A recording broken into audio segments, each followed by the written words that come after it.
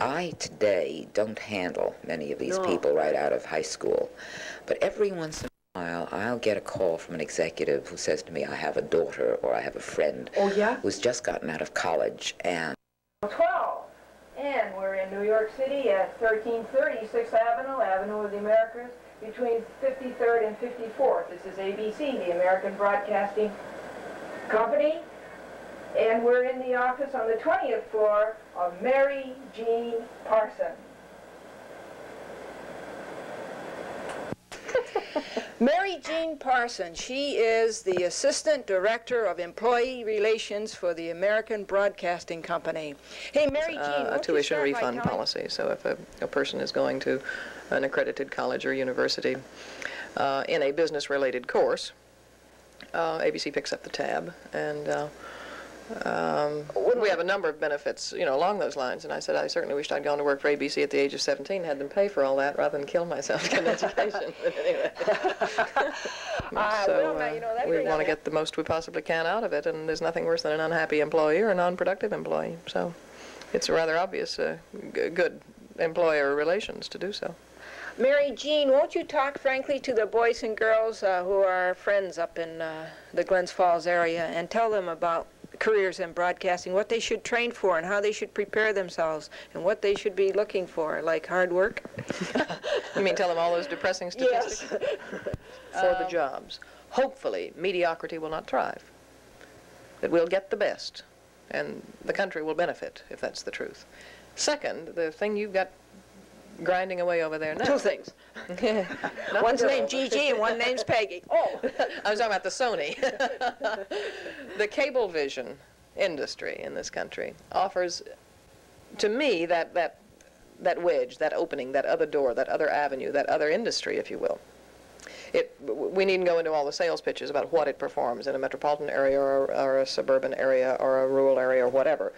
The people who sell cablevision are perfectly capable of getting their community tuned into it. Obviously, the kind of thing you do tunes a community into cablevision.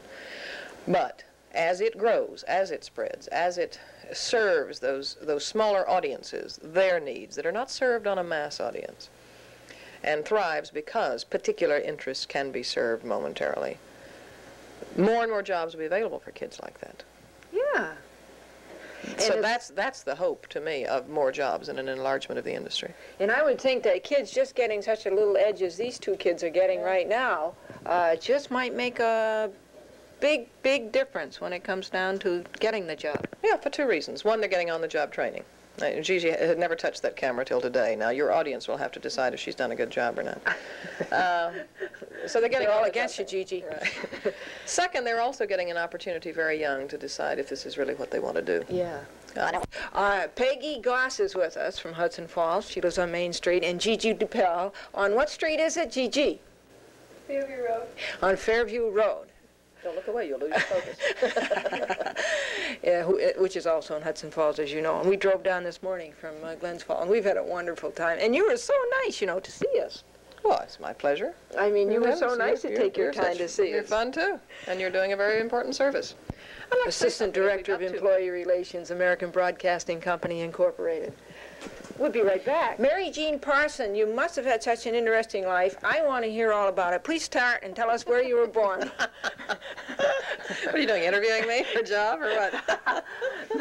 Yes, town, but it was, again, what we were talking about. There was no place for the mediocre, so you learned it in a hurry. And it was because you promoted the station so well that they made money. Well, at least I didn't hurt them, let's put it that way. And that's down below here. And the top one is apparatus for forcing beagle dogs to inhale radioactive plutonium. These are just a few of the documented evidence to be found and taken from medical journals.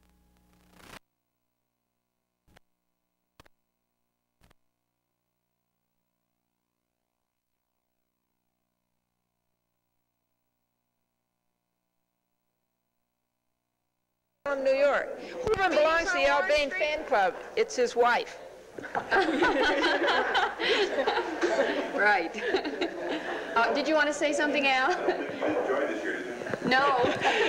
Al just confirmed that she didn't join this year. What year did you join the Al Bain fan club? I joined its first year last year. Hey there, everybody. This is a chat with Glendora Colonial Cablevision Channel 12, and we are in Schenectady at 1400 Balltown Road, and that, I bet you know, is WRGB. And in just a second, we're going to talk to the Vice President and General Manager, Mr. James Delmonico.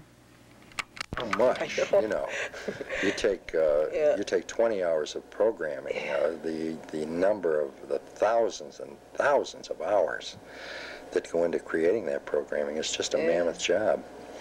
And what do I like about it? I like the fact that it's not like the hardware business, you know. If we don't, well, you never lose. A pipe doesn't get rotten, you know. You don't have to throw it away like you do tomatoes. But in this business, we can never have a sale. You know, yesterday's merchandise isn't any good. Yeah. You know, it's worthless. You have to stay right on top of everything every minute of the day. Yeah, and that's kind of exciting, really. If we don't sell a commercial block today, we can't sell it cheaper tomorrow. That's right. You've lost the opportunity to sell it. Right. What you had to sell was time, and time is back there. That's right. Yeah, that's right. You say it's not like the hardware business, but folks, a lot of us show a lot of hardware. Right. That's right. Like somebody said, how old are you? And I said, I think you dirty Rockefeller Plaza. We're on the 12th floor, and we are at NBC News. And you're in for a very, very interesting chat with Joan Connor. There's Joan Connor. Oh, no. That's Charles Elson, who is from Scotia, New York. Hi, Charlie. Hi, Glendora. And here, everybody, as promised, is Joan Connor. And, Joan, your title is what now in NBC News? Producer of documentaries. You're a producer of documentaries. That's right. Tell me about it. It's funny hearing the question from you, because you do a very similar kind of thing. You know, it's endlessly interesting. There's always a changing panorama. I suppose that we all in this trade have one, a talent that likes to express itself, a writing talent or a reporting talent, and two, just an absolute nosiness, a desire to open doors and find out about people and events and places, and it's just never boring. Well, it's really not so much snoopiness as it is, and it's really not curiosity. I think it's a really sort of an elevated interest in others. All right, I'll buy that. I'll buy that. She bought that, folks.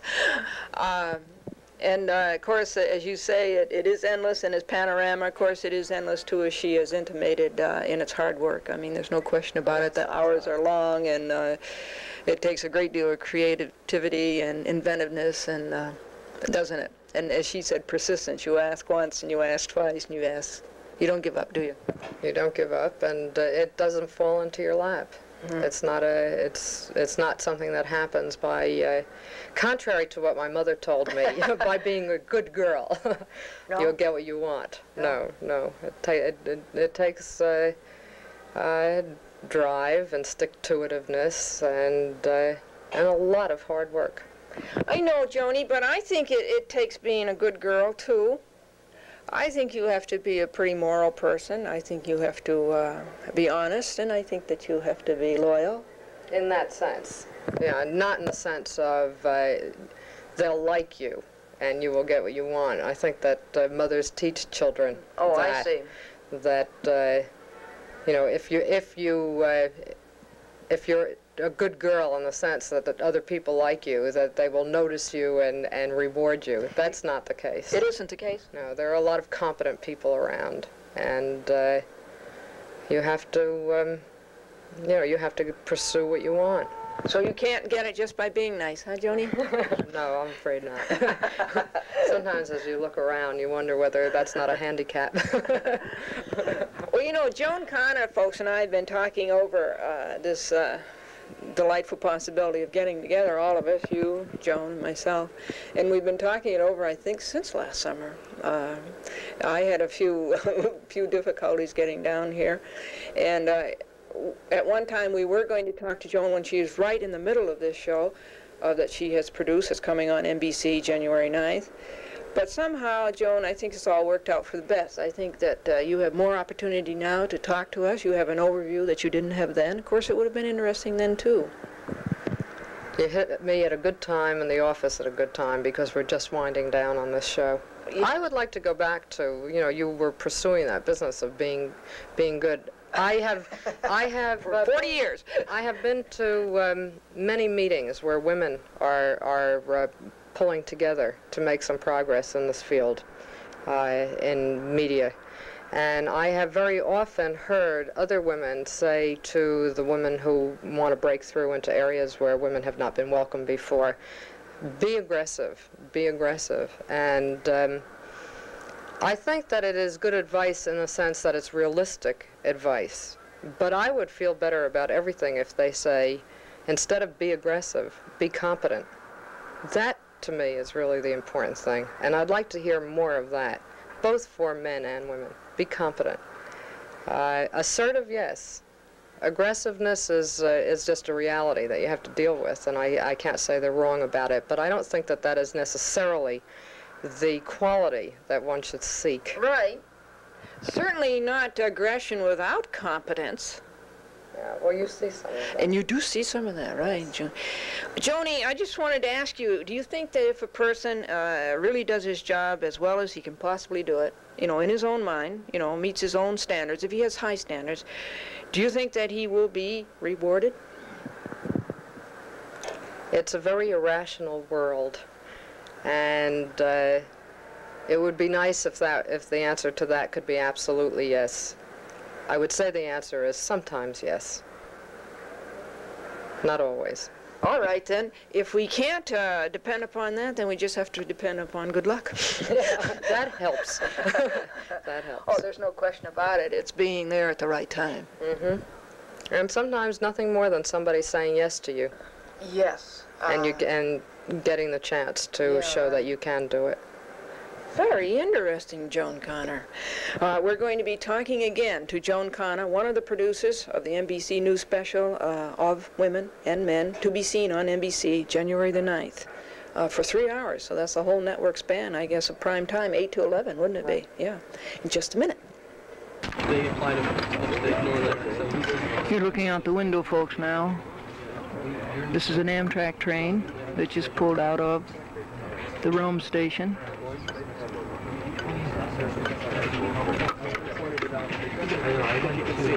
This is a chat with Glendora, Colonial Cablevision, Channel 12. There's a conductor on this train, Robert Hotchkiss, and he delights the passengers by pointing out places of interest, historical interest, in the Mohawk Valley, about 15 miles east of Utica. Select a certain percentage out of each category, so that they can.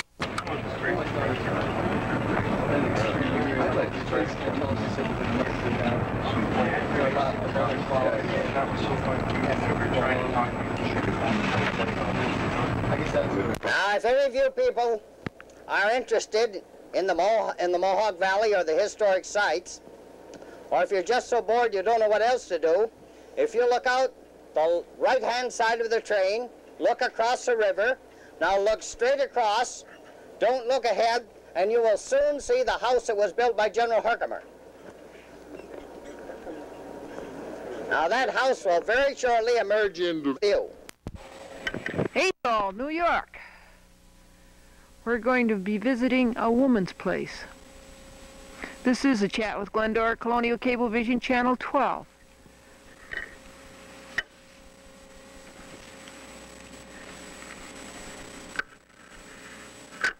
The obvious question in your mind is, what is a woman's place? And this is Marie Deo. Marie, would you tell us? A woman's place is all kinds of things. It's a collective of women, of 7 women and 7 kids living here together with the main purpose of keeping a retreat for women going. And the retreat is a place where women, all kinds of women, all ages, and all levels of consciousness can come, be together for some. Well, they have to be conscious. Yeah, some level of consciousness is required. The physical aspects of running the place, and it was really confusing. So what we've tried to do is label the valves going in and out of our heating system and connecting up to all the faucets upstairs, as well as label the fuse boxes and try to figure out where all of the wires are running. For instance, here's a label right here which describes the function of this valve, so that if it happens to be that something goes wrong when none of the collective members are here who know anything about plumbing, that whoever is here can kind of run down and try to figure out just from the labels what could be wrong. Buckley, did you use the Dewey Decimal System or the Library of Congress? My own. This is the automotive shop. Here people can learn wonderful things. Are now taking the time to, work out the minor details. Do you enjoy this nice quiet work? Oh, yes. Your name is? Adam Schweikert. Oh, Adam, thank you very much. It looks like you're teaching them good things. Thank you. Love to have you anytime. Thank you. What's it a class in? Millwrighting. It's, well, each industry is different as far as millwrights go. And right now we're discussing flat belts. It's more or less like installing machinery and keeping the machinery running. Flat belts, does that have anything to do with karate? No. Well, we can give you a lesson in that. Is that a beginner's class or? 4-year apprentice course. Well, 4-year apprentice course. Each student is a different part of his apprenticeship. We have some here in their first year, some in their third year. Hey, Mom. Oh. Advanced typing?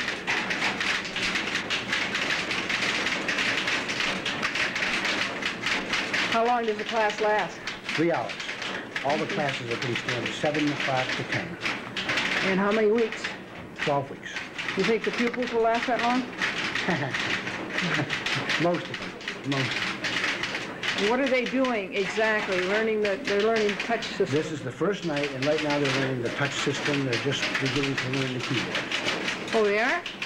ASFD. Wrong. Wrong? What is it? Don't confuse them, will you? And your name is what? Minen. Minen? And your first name is? Jack. Jack. Well, Jack, thanks very much. Looks like you have a good turnout.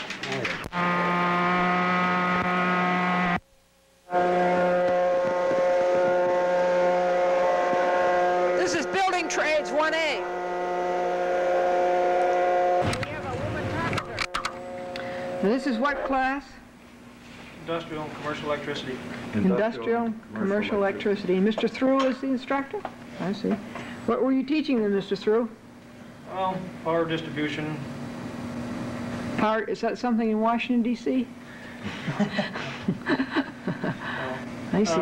All phase. In through the hedge. Now, why do 20 or 25 ducks, wild ducks, follow a cat across a yard? I just don't understand this. And there are many things that you sit there and, well, I'm sure the neighbors must think I'm a little crazy because they're so funny. I sit here and laugh many times. Well, like I think they're amusing. Yeah. Oh, tremendous. I think this is my 4th tape I've done on ducks in 9 months. And, oh, that's wonderful. And I think they're terrific entertainment. They certainly are. They are, especially for me, but all the kids get a big bang out of it. And now, of course, I have a great many mothers who come and say, well, when I was a little girl, my mother brought me. So I'm getting the 3rd generation of... Oh, really? Oh, yes, yes, a great many of them.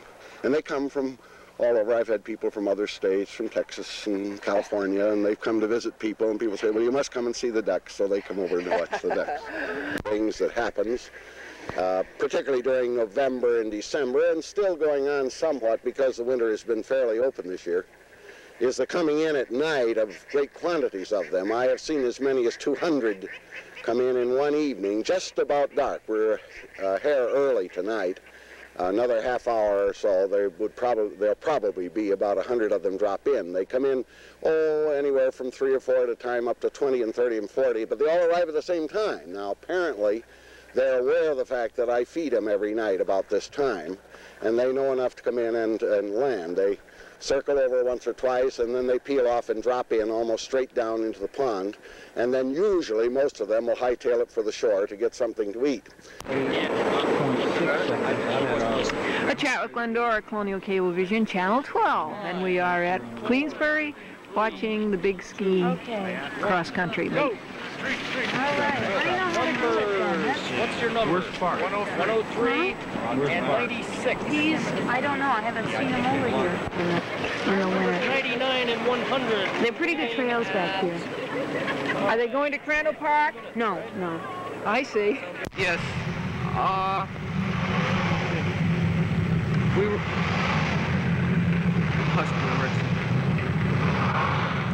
One race. Yeah? Right here, we're lining up for the next one. About how many participated in that race, Eric? There was about 40 in that one. Really? Yeah.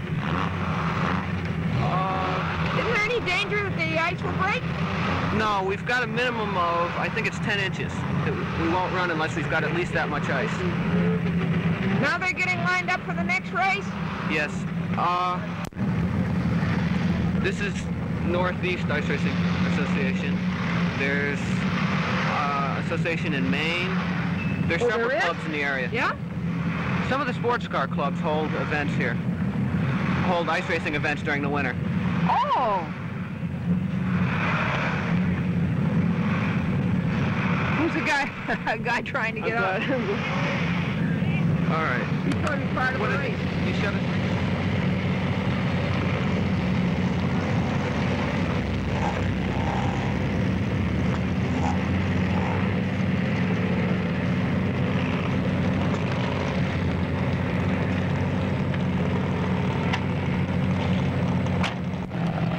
Glendora, everybody. We're at Lake Casayuna, slot car races, on a very, very misty and thawing January day.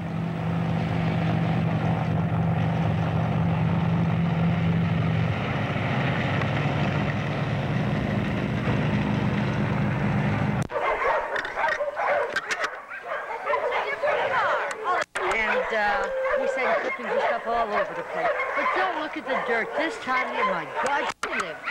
And there's no record of there having a plague and all these things either until... This is visit number 2 to Estherville. Yes, it is. Use anything. We tell people don't throw anything away. If we can't use it or we can't sell it, we'll throw it away. I see. Because there's so many things we can use. Right. We can't afford to buy watering dishes, feeding dishes. Yeah. And of course the blankets and the rugs mean so much for bedding, especially in the winter. Right. And that's so we need it all. We need everything. How are all the kitty cats? Well, this one seems to be the only one who wants to be outside. But most of them are out today because we took in a new one today. Well, it wasn't a new one. I found it down by the feeding station, half starved. Someone had dumped it off, I presume, and finally it became so hungry, let me catch it. So, and there weren't too many inside. I don't think there were more than 30 or 40 inside. Is that right? Yeah. And it's a nice day today. It's not. Yes, they're out enjoying themselves like this one. This kitten is so affectionate. Well, most of them are if you give them a chance.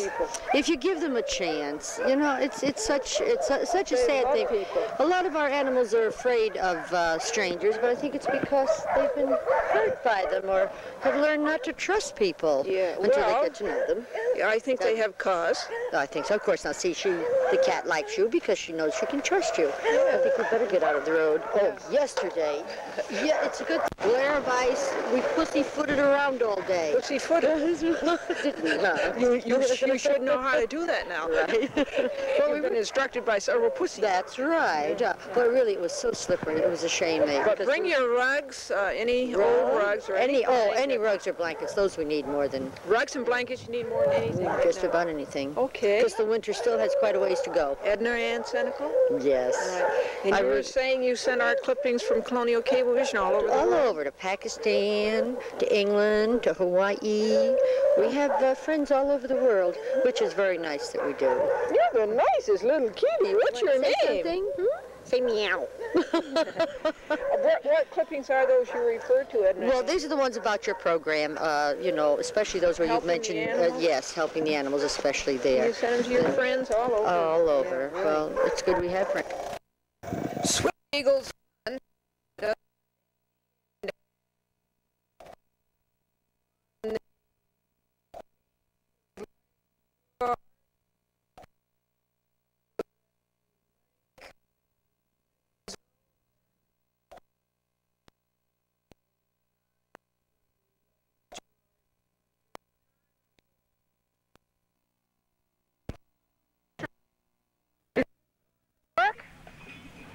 It's already on the edges, see? Begin to freeze. Okay, I show the people. Sure, it's on the edges. I know when you begin right now. I just don't want you to get sick, you know? Gotta get sick. Kidding, this correct? Once you start to get sick. And what did your dance say? What did it say? Well, it's just a happy gathering that we all think alike. And when we do think alike, Mother Nature is going to be nice to us as what we expect to have on the lake, is ice. Listen for that. Well, I suppose the economic situation has quite a bit to do with it. People want all their tax dollars back as quick as they can in order to have more money available for them to spend. I see. And they want that little refund, and that's why you have so much more business this year than you did last year. Well, that's what we feel it is. I mean, I won't say that's indicative of the entire tax season, but that's the way it appears right now. What do you tell? I bet you get a lot of questions, Charles Nelson, from people about Ford's proposed 12% income tax refund. Yes, I've had a few phone calls on that. The only thing I can say on that is that it has to be something that's going to be done entirely separate from the tax return. The federal government isn't going to reprint all forms in order to have it on this year's return. It will be done separately after the tax returns are filed. I see.